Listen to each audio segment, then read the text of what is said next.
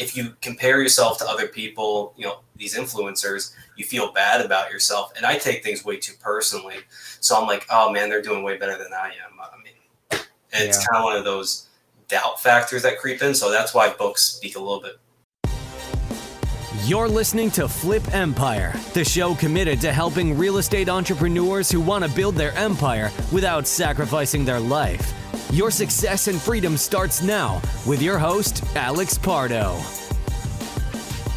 Was your mindset just always like, hey, I'm not interested in the partying and what normal 20-year-olds do? And I say normal, like not in a bad way. I mean, like, dude, you're unique. Yeah.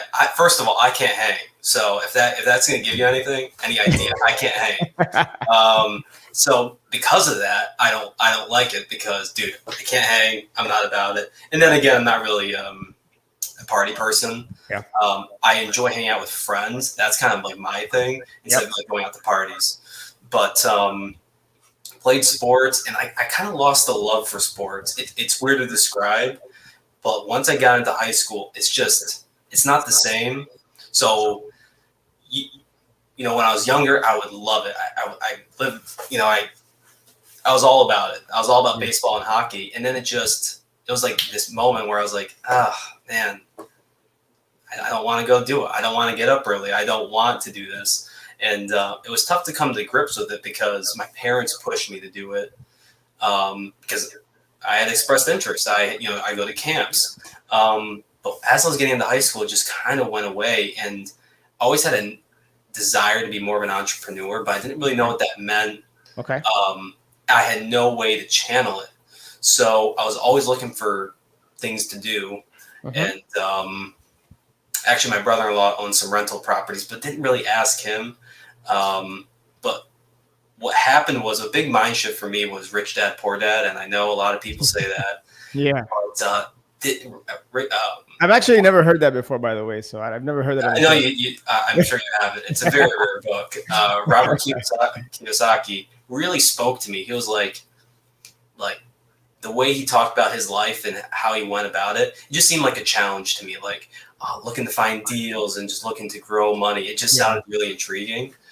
That's interesting, Brett, because that book had an influence on me and probably, hundreds of thousands of people, if not millions of people. I would have thought that you were heavily influenced by, being an entrepreneur these days is sexy and cool. You have the Shark Tanks of the world and, you have social media influencers. And I would have thought that might have played an influence considering you're so young, but it sounds like it wasn't.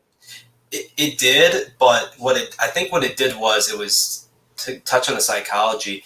It looked sexy, but I also was like, oh, I can't do that. That just looks too easy. It's too good to be true. Looks way too easy. Yeah. So in sometimes, I guess, I still deal with it. It's just like if you compare yourself to other people, these influencers, you feel bad about yourself. And I take things way too personally. So I'm like, oh man, they're doing way better than I am. I mean, and it's kind of one of those doubt factors that creep in. So that's why books speak a little bit. No doubt. There's a quote that I learned not that long ago, 2-3 years ago. I forgot who said it. I'd love to give them credit, but they said comparison is the thief of joy. Mm-hmm. And that always just that hit me between the eyes because that's one of the things I think people get sucked into social media. Social media can be good, can be used for the good, but it can also be very negative on your mindset when you're constantly seeing the surface of what people project and put out there, but you don't know behind the scenes. And then sometimes you fall victim to comparing yourself and not feeling worthy enough or not feeling good enough. And it's complete BS. It's just a story we're telling ourselves. And we don't even really know what's going on behind the scenes of whoever's posting. You know what I mean?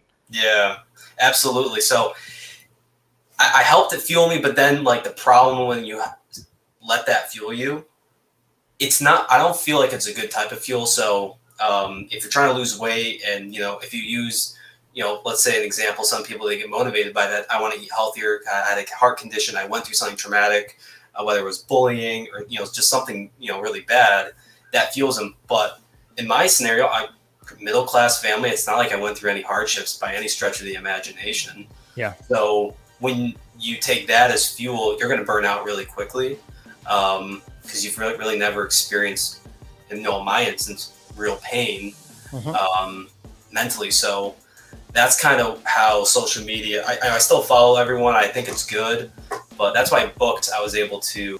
Yeah. You don't visually see the flashy cars or the sexy numbers, anything like that. One last thing before you go, if you have been listening to the show for a while and or you have been getting value from the show, I would be 100% honored if you would share this show with a friend, or maybe share it with somebody that you think could benefit from this. It's my mission, it's my cause, it's my purpose through Flip Empire to impact and touch people's lives, to help people and in their businesses. So it would be an honor if you would be willing to share this episode. And one last thing, make sure that you're subscribed so that you get notified every Monday and Thursday when shows get released.